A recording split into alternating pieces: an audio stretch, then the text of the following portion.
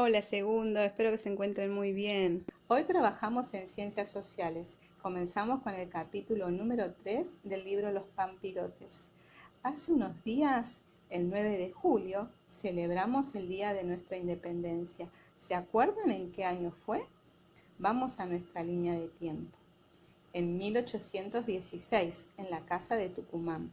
También aprendimos que 6 años antes hubo una revolución, la Revolución de Mayo de 1810, cuando nuestra patria comenzaba a nacer. Por estos años y ya muchos años antes, esta época era la época colonial, porque aún no era libre, dependía de un rey que vivía en España. Nosotros ya estuvimos estudiando un poquito. Sigamos aprendiendo sobre quiénes vivían en esta época colonial. Las personas que vivían en esta época no tenían los mismos derechos y libertades. Estaban organizadas en distintos grupos o clases sociales. Esto dependía del lugar donde nacían, del color de piel y también de su situación económica. Lamentablemente no se respetaban los derechos de las clases sociales más bajas. Había hombres y mujeres que eran dueños de otros hombres y mujeres. Estaban los hombres blancos, que eran los más privilegiados. Entre ellos estaban los españoles, que habían llegado a nuestro territorio hace muchos años.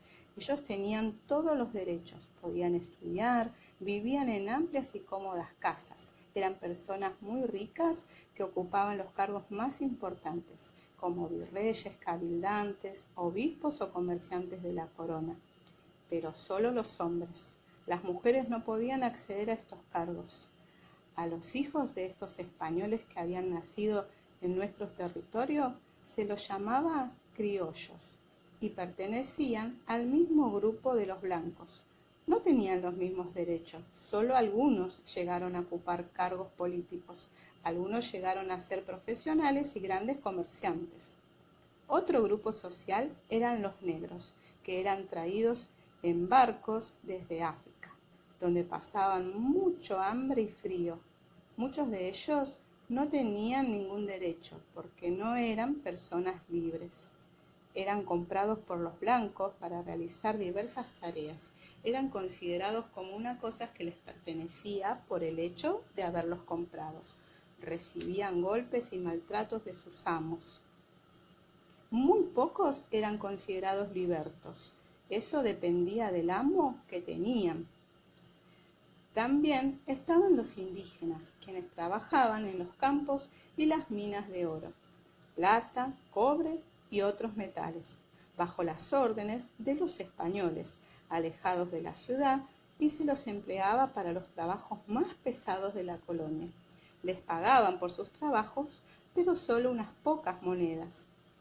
Tampoco tenían derechos, pero no eran esclavos, solo tenían algunas consideraciones. Estas clases sociales se mezclaron y dieron origen a otras clases sociales. Los mestizos eran los hijos de la unión de una persona indígena y otra blanca.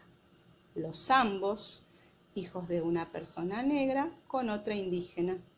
Y los mulatos, hijos de una persona negra con otra blanca. Los mestizos, los zambos y los mulatos generalmente eran artesanos, carpinteros o pequeños comerciantes. Llegó el momento de observar la imagen del cuadro que se encuentra en la página 23 del libro y conversen con alguien en casa sobre las preguntas que allí se encuentran.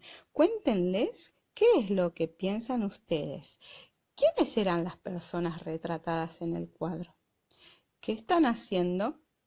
¿Quién habrá preparado lo que toma la señora del vestido azul? ¿Pertenecen al mismo grupo social las tres personas retratadas?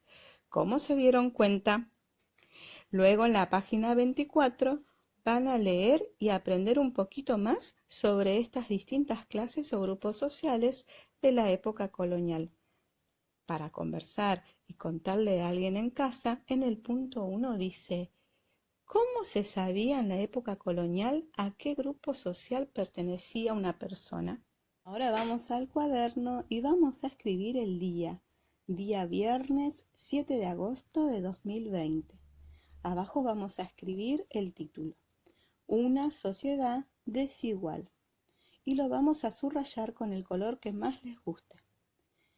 Luego abajo vamos a copiar las preguntas del punto número 2 de la página 24 y van a responder lo que hoy aprendieron.